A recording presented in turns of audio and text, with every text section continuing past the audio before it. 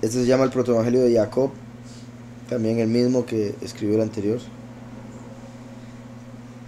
Y empieza diciendo: consta en las historias de las 12 tribus de Israel que había un hombre llamado Yahuyaquín, conocido como Joaquín, rico en extremo, el cual aportaba ofrendas dobles, diciendo: el excedente de mi ofrenda será para todo el pueblo, y lo que ofrezca en expiación de mis faltas será para el soberano, a fin de que se me muestre propicio.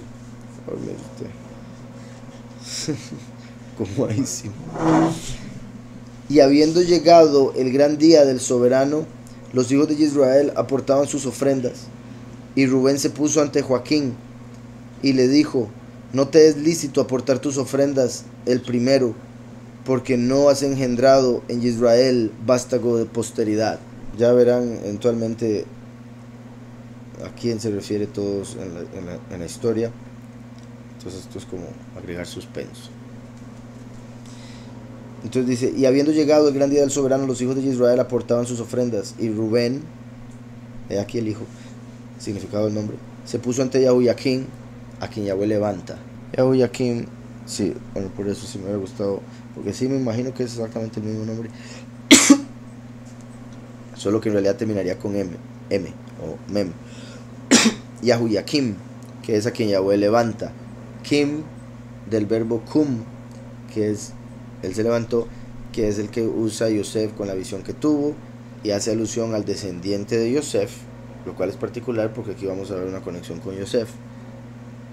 Hace alusión al descendiente de Yosef, que se levantaría en el fin de los tiempos cuando se cumpliese esa profecía del sueño que él tuvo. Y habiendo llegado el gran día del soberano, los hijos de Israel aportaban sus ofrendas, y Rubén se puso ante Yahuyaquim y le dijo: no te es lícito aportar tus ofrendas el primero, porque no has engendrado en Israel vástago de posteridad. Y Yahuyaquim se contristó en gran medida y se dirigió a los archivos de las 12 tribus de Israel, diciéndose: veré en los archivos de las 12 tribus si soy el único que no ha engendrado vástago en Israel. Vean cómo se parece a Abraham, ¿verdad? En el sentido de que ya estaba entrado en edad, al parecer, y era el único que no tenía hijos, y ya por eso lo estaban apartando. Veré en los archivos de las 12 tribus si soy el único que no ha engendrado vástago en Israel. E hizo perquisiciones y halló que todos los justos habían procreado descendencia en Israel, mas se acordó del patriarca Abraham, lo que les decía, y de que el poderoso en sus días postrímeros le había dado por hijo a Yitzhak. Entonces vean qué poderoso. Por un lado se conecta, como dije, por Yahuyaquim con el último, por el hecho de que menciona a Abraham, y el hecho de que está diciendo vástago, porque el último es el vástago de David, o la rama de David. En el sentido de Yahushua, recuerden que Yahushua fue representado en Yitzhak, y aquí se está preparando la historia de por dónde fue que vino Yahushua como Yitzhak. Y Yahuyaquim quedó muy afligido y no se presentó a su mujer, sino que se retiró al desierto y allí plantó su tienda, como Sukkot, pero en el desierto para que no le llueva. Y ayunó 40 días y 40 noches. Vean eso, como Yahushua, como Eliyahu, como Moshe, diciendo entre sí: no comeré ni beberé hasta que el soberano mi poderoso me visite, y la oración será mi comida y mi bebida. Y Ana, mujer de Yahuyaquim, se deshacía en lágrimas, lamentaba su doble aflicción, diciendo: lloraré mi viudez y lloraré también mi esterilidad. Y habiendo llegado el gran día del soberano, Yahudit, su sierva, le dijo: ¿hasta cuándo este abatimiento de tu corazón? He aquí llegando el gran día del soberano, en que no te es lícito llorar. Mas toma este velo que me ha dado el ama del servicio, y que yo no puedo ceñirme, porque soy una sierva y él tiene el signo real. Y Ana dijo: apártate de mi lado, que no me pondré eso, porque el soberano me ha humillado en gran manera. ¿Acaso algún perverso te ha dado ese velo, y tú vienes a hacerme cómplice de tu falta? Y Yahudí respondió: ¿qué mal podría desearte, puesto que el soberano te ha herido de esterilidad, para que no des fruto en Israel? Entonces vemos una vez más también cómo le iba a la mujer por no haber dado a luz, cómo la trataban por lo que pasaba. Dice, y Ana dijo: apártate de mi lado, que no me pondré eso, porque el soberano me ha humillado en gran manera. ¿Acaso algún perverso te ha dado este velo y tú vienes a hacerme cómplice de tu falta? Y Yahudit respondió: ¿qué mal podría desearte, puesto que el soberano te ha herido de esterilidad, para que no des fruto en Israel? Y Ana, sumamente afligida, se despojó de sus vestidos de duelo, y se lavó la cabeza, y se puso su traje nupcial, y hacia la hora de nona bajó al jardín para pasearse, y vio un laurel,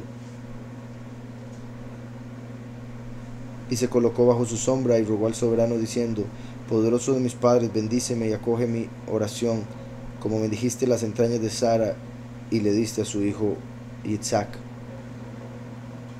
Entonces vemos cómo Yahweh puso en una misma sintonía, ¿verdad?, que con Yahuyaquín a Ana, y la puso a orar como a Sara. Los dos se acordaron del milagro que hizo Yahweh a través de Abraham y Sara. Y levantando también, por si algo, recuerden cómo Ana era el nombre de la madre de Shemuel, ¿verdad?, que oró para tener a Shemuel, y oró, y pensaron que estaba loca porque estaba orando, ¿verdad?, en voz baja. Pensaron que estaba ebria. Y ella hizo una oración muy hermosa, y Yahweh le respondió y le dio a Shemuel, y ella lo entregó. Y recuerden que Shemuel representa a Yahushua. Shemuel tiene dos significados que se pueden ver en el nombre, y es: su nombre es poderoso, y también el que es escuchado por el poderoso. Yahushua es escuchado por el poderoso porque él es el intercesor nuestro, y por otro lado su nombre es el poderoso, ¿verdad? Yahushua, porque a través de su nombre somos salvos. Entonces el nombre Ana significa respuesta. Ahora, ¿verdad?, a quien Yahweh responde, se podría ver o entender el punto, aunque hay otra forma en la que se puede escribir Ana que significaría algo más. Dice, y levantando los ojos al cielo vio, este ya es el tercero, y levantando los ojos al cielo vio un nido de gorriones, y lanzó un gemido diciéndose: desventurada de mí, ¿quién me ha engendrado, y qué vientre me ha dado a luz? Porque me he convertido en objeto de maldición para los hijos de Israel, que me han ultrajado y expulsado con irrisión del templo del soberano. Por un lado se puede ver la importancia que tenía, y por ende tiene también, el tener hijos en ese tiempo, además de también la actitud que tenía la gente, ¿verdad?, como de rechazo, de división, por cómo la trataban por no haber tenido hijos. O sea, lo veían como que claramente era un castigo del Todopoderoso, y como pensaban que de fijo era un castigo del Todopoderoso, porque para ellos el tener hijos era súper poderoso, entonces a una persona que no tenía hijos la veían como mala ya de fijo, porque lo veían como un castigo. ¿Sí me explico? Entonces decían: no, hombre, esta persona a lo mejor ni tenerla cerca. Y eso es por no conocer la escritura, porque así hubieran hablado de Abraham y Sara hasta que ya era muy tarde, y eran a través de los cuales iba a recibir bendición el mundo. Entonces dice: porque me he convertido en objeto de maldición para los hijos de Israel, que me han ultrajado y expulsado con irrisión del templo del soberano. Desventurada de mí, ¿a quién soy semejante? No a los pájaros del cielo, porque aún los pájaros del cielo son fecundos ante ti, soberano. Desventurada de mí, ¿a quién soy semejante? No a las bestias de la tierra, porque aún las bestias de la tierra son fecundas ante ti, soberano.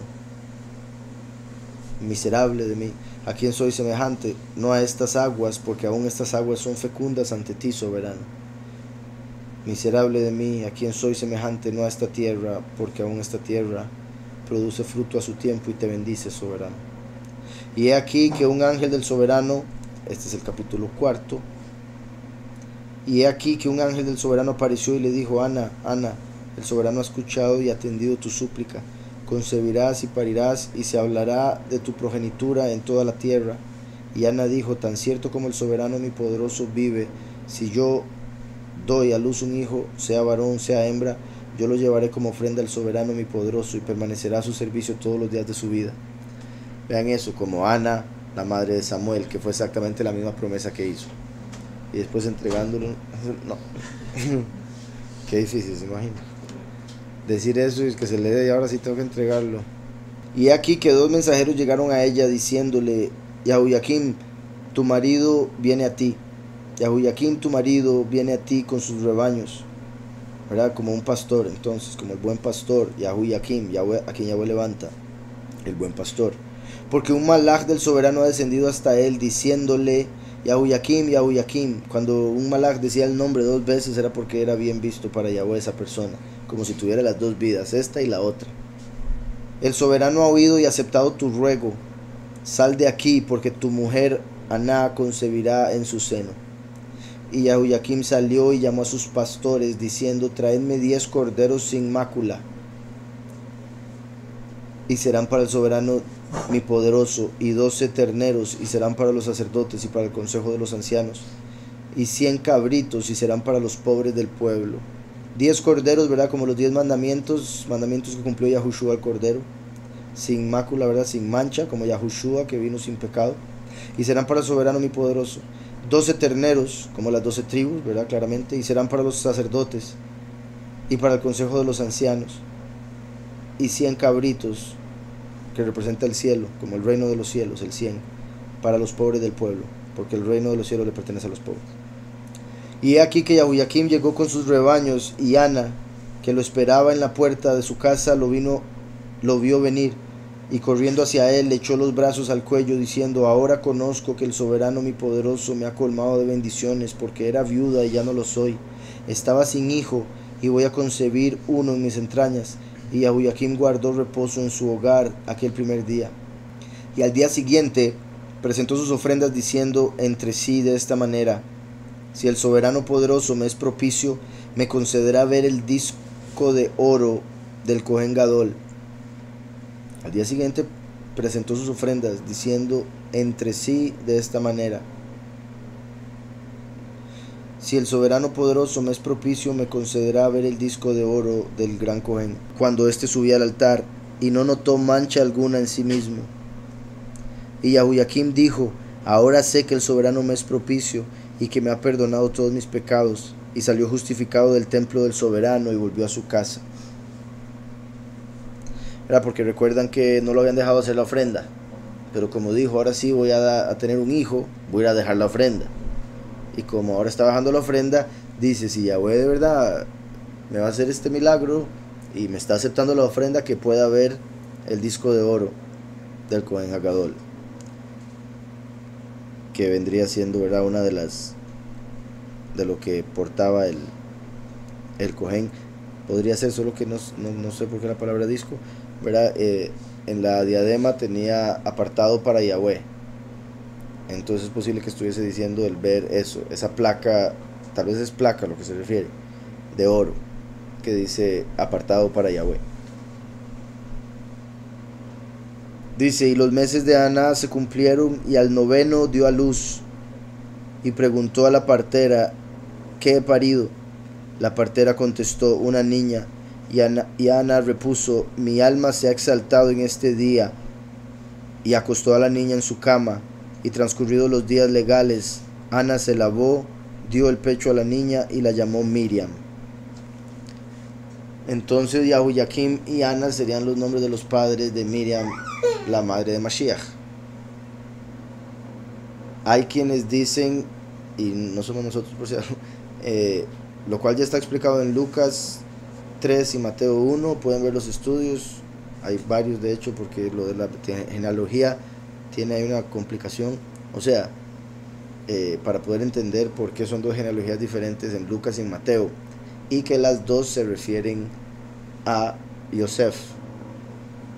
Por el hecho de que son genealogías diferentes, hay quienes dicen que una de las dos hay un error de traducción, no sería de traducción porque también está así en griego, que hay un error o una inclusión de una palabra, pero que se refiere a la genealogía de Miriam y la otra de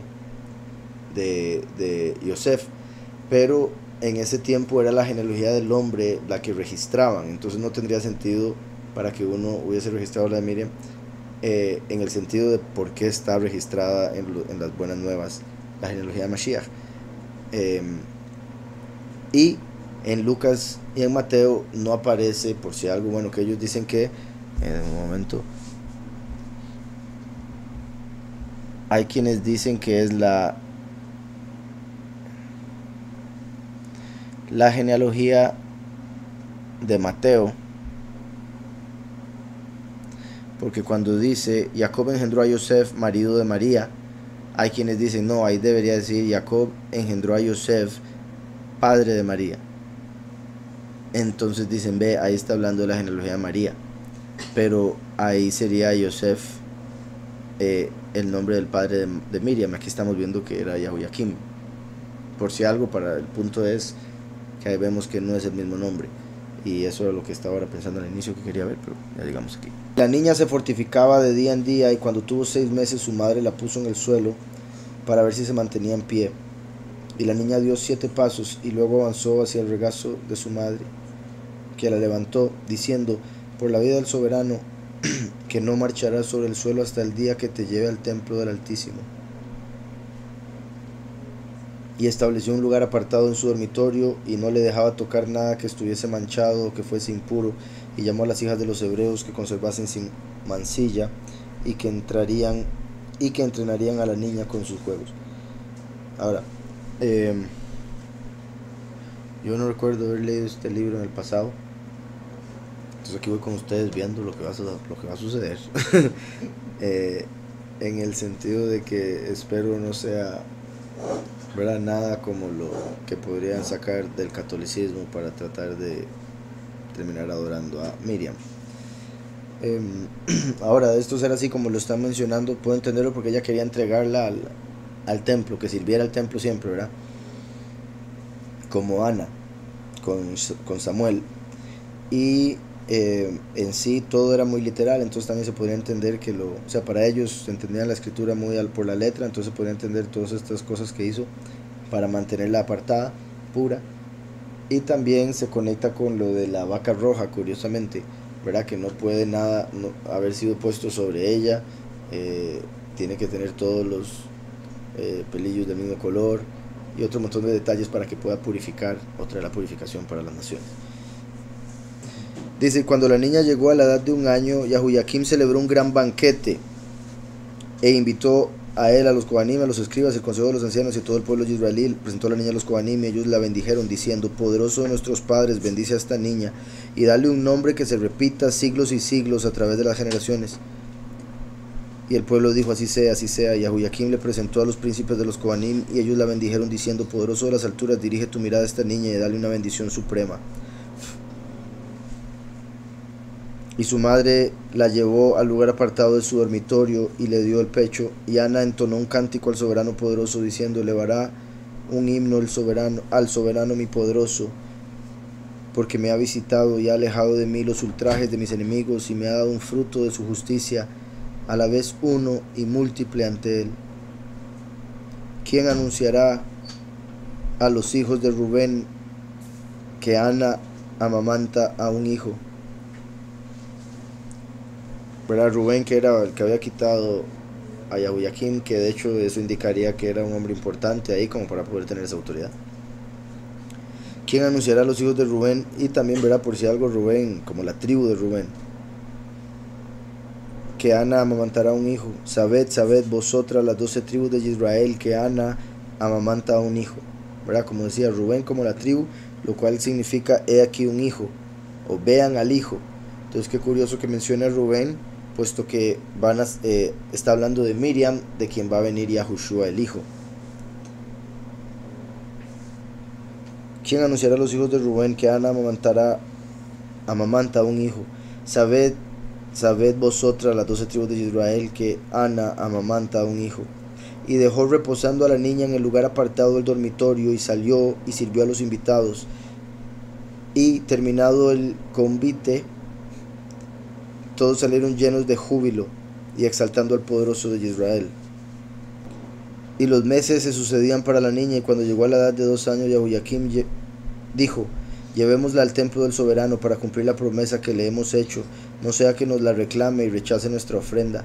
Y Ana respondió, esperemos al 3er año, a fin de que la niña no nos eche de menos. Y Yahoyakim repuso, esperemos. Y cuando la niña llegó a la edad de 3 años, Yahoyakim dijo, llamad a las hijas de los hebreos que están sin mancilla, y que tome cada cual una lámpara, y que estas lámparas se enciendan para que la niña no vuelva atrás, y para que su corazón no se fije en nada que esté fuera del templo del soberano.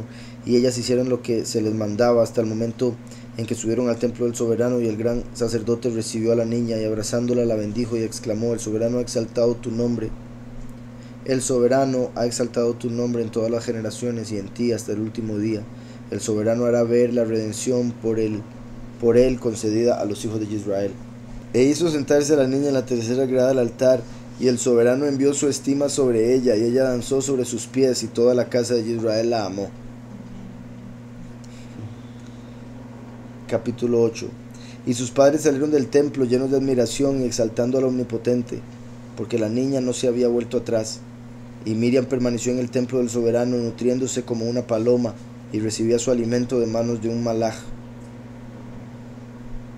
Ahora, ahí, bueno, como una paloma, ¿verdad? Curioso que la Ruach bajó como una paloma, y él es el hijo de la Ruach, por ende también interesante que se haga una relación ahí con una paloma, como la Ruach HaKodesh.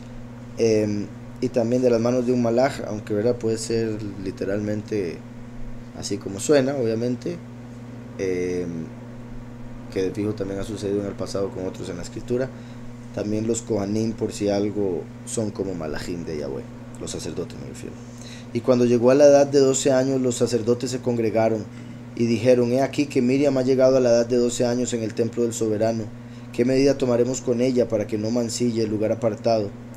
Porque no le puede dar el periodo estando ahí, ¿verdad? En cualquier momento le da el periodo y ya quedaba impura, como en la carne. Se está viendo.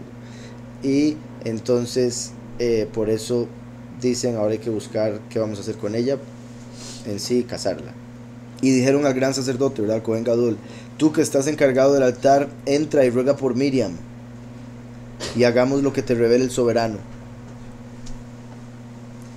Y el Cohen Gadol, poniéndose su traje de 12 campanillas, entró en el lugar apartado de los apartados, ¿verdad? El lugar purísimo, y rogó por Miriam. Y he aquí que un malaj del soberano se le apareció diciéndole: Sejaría, Sejaría. Vean qué interesante, porque este sería el Sejaría que quedó, era mudo cuando no creyó lo que le dijo el malaj de que iba a quedar embarazada su esposa con Yahuhanán el inmersor. Entonces, las 12 campanillas de las 12 tribus que entraban, ¿verdad? Recuerdan, porque si se moría y no oían las campanillas, lo sacaban de un mecate. Entonces, y aquí que un ángel del soberano se le apareció diciéndole: Sejaría, Sejaría, sal y reúne a todos los viudos del pueblo, y que estos vengan cada cual con una vara, y aquel a quien el soberano envíe un prodigio de aquel será Miriam la esposa, ¿verdad? Como con Aharón, la vara de Aharón. Y los heraldos salieron y recorrieron todo el país de Yahudá, y la trompeta del soberano resonó, y todos los viudos acudieron a su llamada. Y Yosef, abandonando sus herramientas, salió para juntarse a los demás viudos, y todos congregados fueron a encontrar al Cohen Gadol. Este tomó las varas de cada cual, penetró en el templo y oró, y cuando hubo terminado su oración, volvió a tomar las varas. Por si algo aquí, es que como cambia tan rápido, ni me doy cuenta donde cambia el capítulo. Es el 9. Y Yosef, abandonando sus herramientas, salió para juntarse a los demás viudos, y todos congregados fueron a encontrar al gran Cohen, al Cohen Gadol. Este tomó las varas de cada cual, penetró en el templo y oró, y cuando hubo terminado su oración, volvió a tomar las varas, salió, se las devolvió a sus dueños respectivos, y no notó en ellas prodigio alguno. Y Yosef tomó la última. Y Yosef, que es el nombre del ancestro del último. Y Yosef tomó la última, y he aquí que una paloma salió de ella. La Ruach HaKodesh representa la paloma, y sería particular, ¿verdad? Obviamente, repito, sería por el hecho de que, vuelvo, repito, hasta ahora leemos esto por acá, como la Ruach descendió sobre Yahushua como una paloma. Y recuerden que aquí estaría Sejaría, que sería el papá de Yahuhanán. Ellos eran del orden de los esenios, de los de Sadoc, que estaban todavía en el servicio del templo, según lo que vimos la vez pasada, los 24 familias.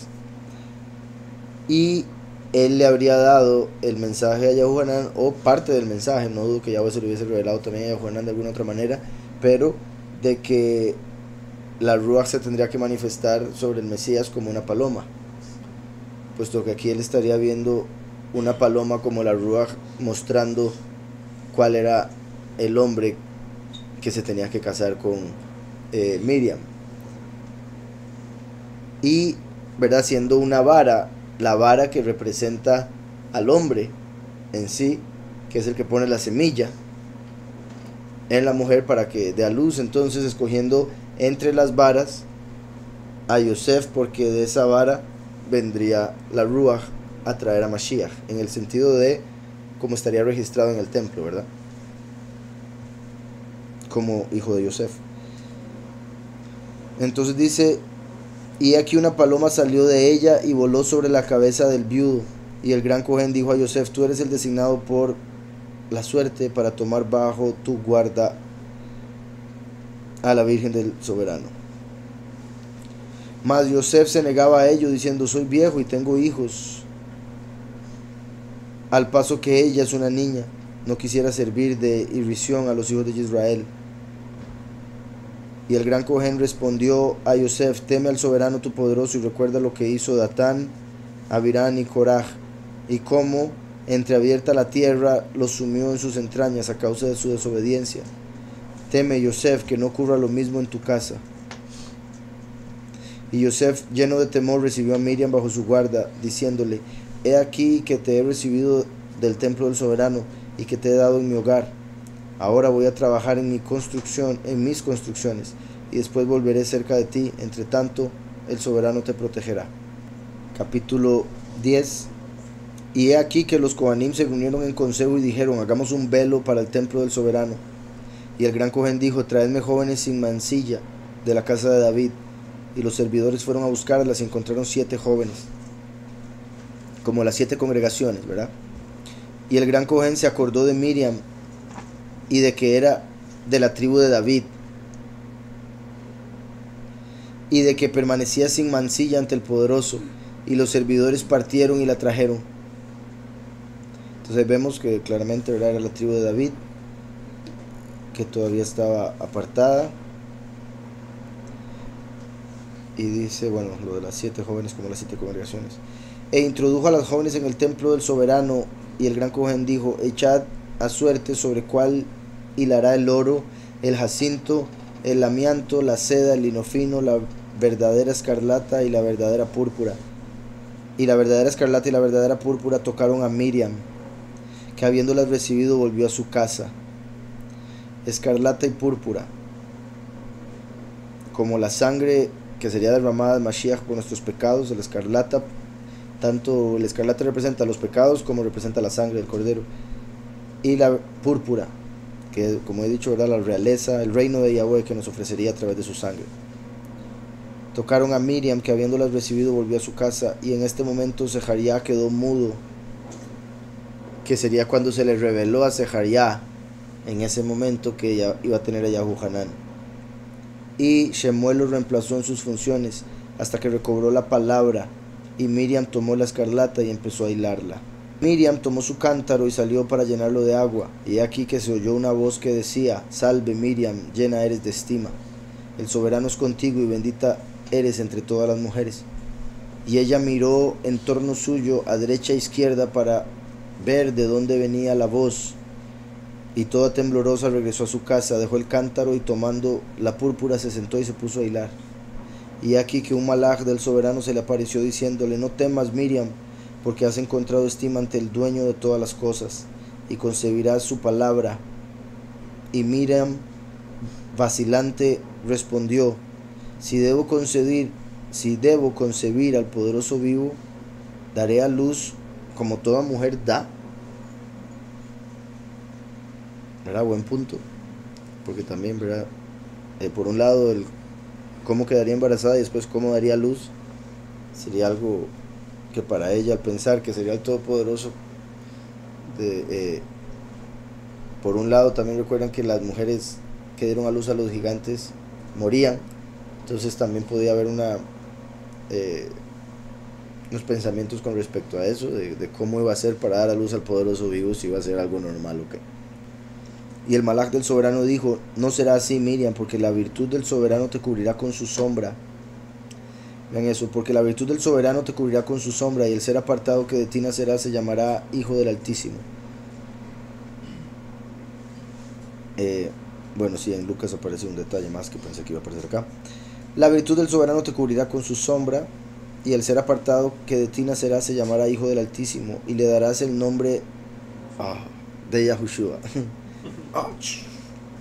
Bueno, ahí está el error ahí en esa traducción por si algo. Y le darás el nombre de Yahushua, porque liberará a su pueblo de sus pecados, ¿verdad? Yahushua, Yahweh salva, Yahweh libera.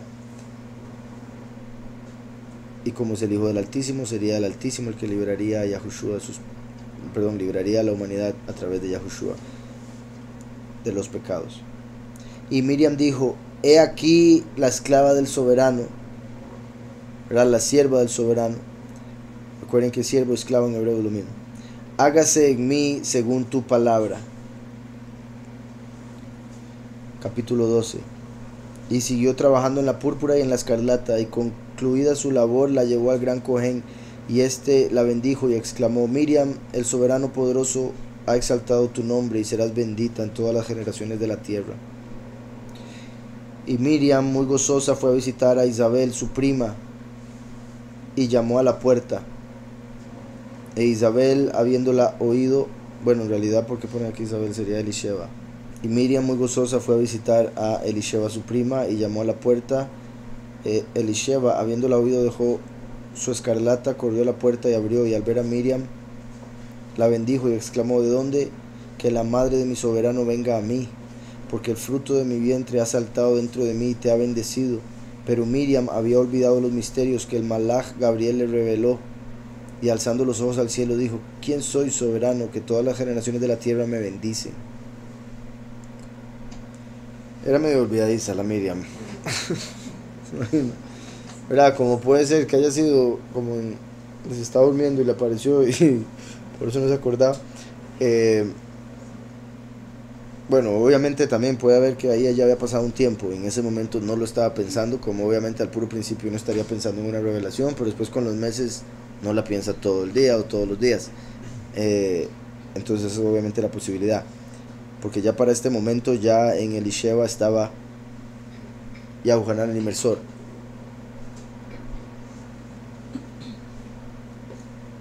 Entonces, porque el fruto de mi vientre, Yahuanán, ha saltado dentro de mí y te ha bendecido. Pero Miriam había olvidado los misterios que el malaj Gabriel le reveló. Y alzando los ojos al cielo dijo: ¿qué soy, soberano, que todas las generaciones de la tierra me bendicen? Y pasó 3 meses con Elisheba, y de día en día su embarazo avanzaba.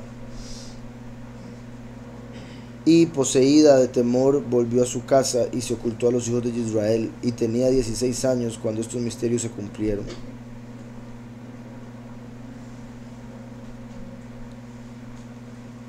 Entonces ya llevaba 3 meses ahí que estuvo escondida, similar a como Moshe lo mantuvieron escondido 3 meses. Capítulo 13. Y llegó el 6º mes de embarazo, y aquí que Yosef volvió de sus trabajos de construcción, y entrando en su morada la encontró encinta. Tum, tum, tum, tum. Y se golpeó el rostro, y se echó a tierra sobre un saco, y lloró amargamente, diciendo: ¿en qué forma volveré mis ojos hacia el soberano mi poderoso? ¿Qué oración le dirigiré con relación a esta jovencita? Porque le recibí le recibí pura de los sacerdotes del templo, y no he sabido guardarla. ¿Quién ha cometido tan mala acción y ha mancillado a esta virgen? ¿Es que se repite en mí la historia de Adán?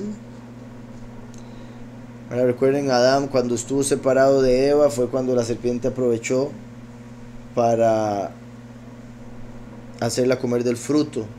Pero vean qué particular, porque por un lado era el fruto del conocimiento, y conocimiento es la palabra que se utiliza para cuando las personas tenían sexo, ¿verdad?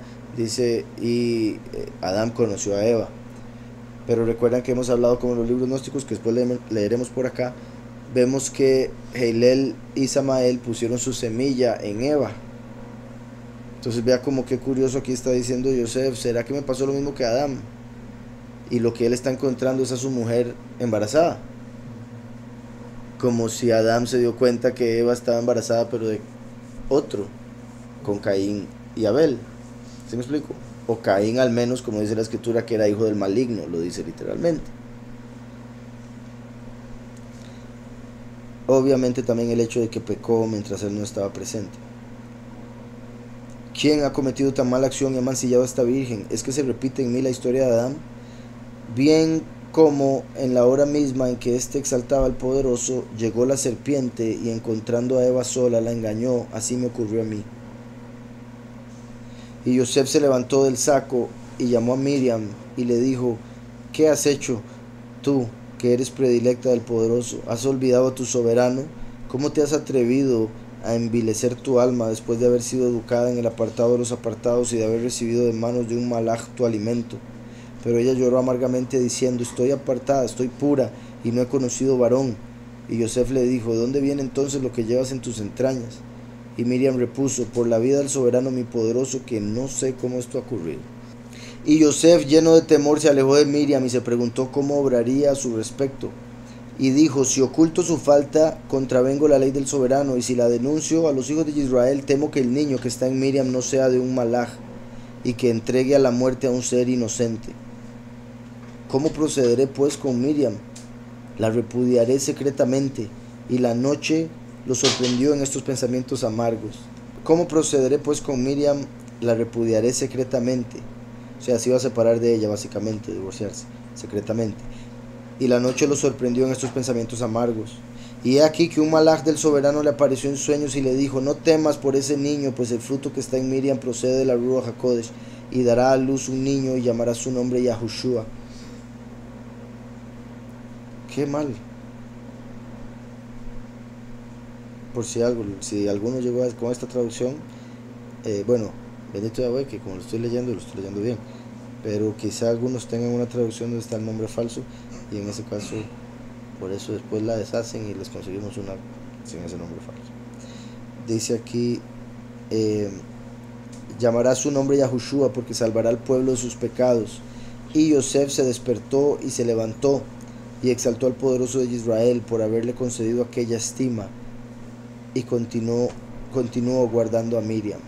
Bueno, ese malaj es Gabriel, y no, bueno, según lo que vemos en la escritura, y es en Isaías donde dice que de la Virgen daría luz un hombre y su nombre sería llamado Manuel. Entonces ahí, verdad, se está cumpliendo en sí la profecía de Isaías de que vendría un hombre a través de la cual recibiríamos la presencia del poderoso. Por eso el nombre Immanuel, la presencia del poderoso con nosotros. Capítulo 15. Y el escriba Anás fue a casa de Yosef y le preguntó, ¿por qué no has aparecido por nuestra asamblea? Y Yosef repuso, el camino me ha fatigado y he querido reposar el primer día. Y Anás, habiendo vuelto la cabeza, vio que Miriam estaba embarazada. ¿Verdad? Imagínense lo que fue tener que explicarle Miriam a Yosef que estaba embarazada estando virgen, y ahora Yosef explicárselo a los sacerdotes. Vio que Miriam estaba embarazada y corrió con apresuramiento cerca del gran Cohen Gadol y le dijo, Yosef, en quien has puesto toda tu confianza, ha pecado gravemente contra la ley. Y el gran Cohen le interrogó, ¿en qué ha pecado? Y el escriba respondió, ha mancillado y consumado a hurtadillas matrimonio con la virgen que recibió del templo del soberano sin hacerlo conocer a los hijos de Israel. Y el gran Cohen exclamó, ¿Yosef ha hecho eso? Y el escriba Anás dijo, envía a servidores y comprobarás que la joven se halla encinta. Y los servidores partieron y encontraron a la doncella, como había dicho el escriba, y condujeron a Miriam y a Yosef para ser juzgados. Y el gran Cohen prorrumpió lamentándose, ¿por qué has hecho esto, Miriam? ¿Por qué has envilecido tu alma y te has olvidado del soberano tu poderoso? Tú que has sido educada en el apartado de los apartados, que has recibido tu alimento de manos de un malaj, que has oído los himnos apartados, y que has danzado delante del soberano, ¿por qué has hecho esto? Pero ella lloró amargamente y dijo, por la vida del soberano mi poderoso estoy pura y no conozco varón. Y el Cohen Gadol dijo a Yosef, ¿por qué has hecho esto? Y Yosef dijo, por la vida del soberano mi poderoso, me hallo libre de todo comercio con ella. Y el gran Cohen insistió, no rindas falso testimonio, confiesa la verdad, tú has consumado hurtadillas el matrimonio con ella sin revelarlo a los hijos de Israel, y no has inclinado tu frente bajo la mano del Todopoderoso, a fin de que tu nación sea bendita. Y Yosef cayó. Capítulo 16. Y el gran Cohen dijo: devuelve a esta virgen que has recibido del templo del soberano. Y Yosef lloraba abundantemente. Y el Cohen Gadol dijo: os haré beber el agua de Sotá, el agua de prueba del soberano, y él hará aparecer vuestro pecado a vuestros ojos. Y habiendo tomado el agua de Sotá, aquí ponen el agua del soberano, el gran sacerdote dio a beber a Yosef y lo envió a la montaña. Ahí está curioso eso, porque bueno, en la escritura vemos, en la Torah al menos, si es que es el agua de Sotá, que es lo que me parece que sería, que era para ver si había habido infidelidad. Aparece en la escritura que se lo dan a la mujer. Aquí al parecer vemos que le dan a Yosef también un poquitico de su propia medicina, lo cual sería bueno saber que también a los hombres los... Y habiendo tomado el agua del soberano, el Cohen Gadol dio a beber a Yosef y lo envió a la montaña, y él se volvió sano. Y dio asimismo de beber a Miriam, y volvió también de esta indemne. Y todo el pueblo quedó admirado de que no encontraran pecado alguno en ellos. Y el Cohen Gadol dijo: puesto que el soberano poderoso no ha hecho aparecer la falta de que se os acusa, yo tampoco os condenaré. Y los dejó marchar absueltos. Y Yosef acompañó a Miriam y volvió con ella a su casa lleno de júbilo y exaltando al poderoso de Israel. Y llegó un edicto del emperador Augusto que ordenaba se empadronasen todos los habitantes de Betlehem de Yehudá. Y Yosef dijo: voy a inscribir a mis hijos, pero ¿qué haré con esta muchacha? ¿Cómo la inscribiré? ¿Como mi esposa? Me avergonzaría de ello, como mi hija, pero todos los hijos de Israel saben que no lo es. El día del soberano será como quiera el soberano. Y ensilló su burra y puso sobre ella a Miriam, y su hijo llevaba la bestia por el ronzal, y él lo seguía. Y habiendo caminado 3 millas, Yosef se volvió hacia Miriam y la vio triste, y dijo entre sí de esta manera: sin duda el fruto que lleva en su vientre la hace sufrir. Y por segunda vez se volvió hacia la joven y vio que reía, y le preguntó: ¿qué tienes, Miriam? Que encuentro tu rostro tan pronto entristecido como sonriente. Y ella contestó: es que mis ojos contemplan 2 pueblos, uno que llora y se aflige estrepitosamente, y otro que se regocija y salta de júbilo. Y llegados a la mitad del camino, Miriam dijo a Yosef: bájame de la burra, porque lo que llevo dentro me abruma al avanzar. Y él la bajó de la burra y le dijo: ¿dónde podría llevarte y resguardar tu pudor? Porque este lugar está desierto. Sí, en lo del censo, recuerden que habían hecho un censo y por eso iban para Betlehem, porque Yosef era de Betlehem, originario de Betlehem, entonces tuvieron que viajar desde Galilea hasta Betlehem para registrarse a sí mismos, y es ahí donde terminan haciendo Yahushua. Entonces de una vez pasan ahí